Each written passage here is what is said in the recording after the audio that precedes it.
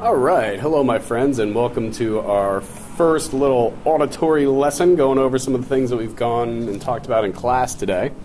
So what did we look at today? We looked at what baptism does and what some of the major symbols are for baptism. So just running down the list. Baptism welcomes you into a community.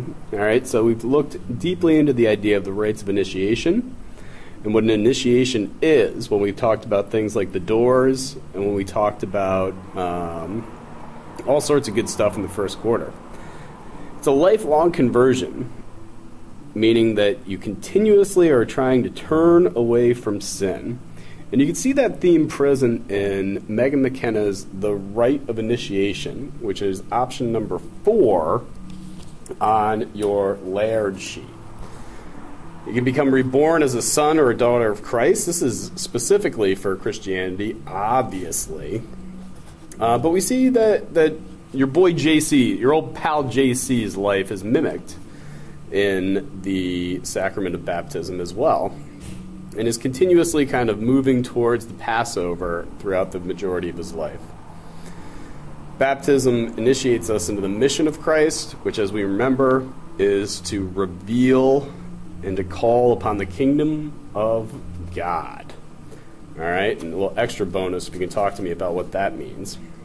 And you receive, spiritually, you receive the gift of the Spirit to help you do all this. So we find that we have a desire to have somewhat of a childlike faith. All right, if you remember our 6 relationships. And we also know that infant baptism is a full way to receive baptism. All right?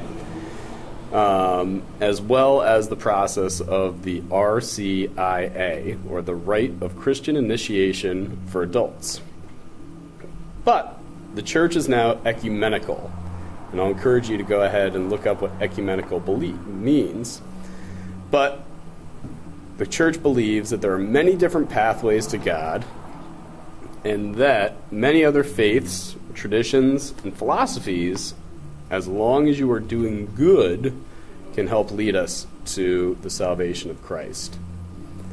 So, very briefly, let's talk about the 4 major elements of baptism: water, oil, the white garment, and the candle. So what are some scriptural ideas and references for the water? Well, you've got your creation story.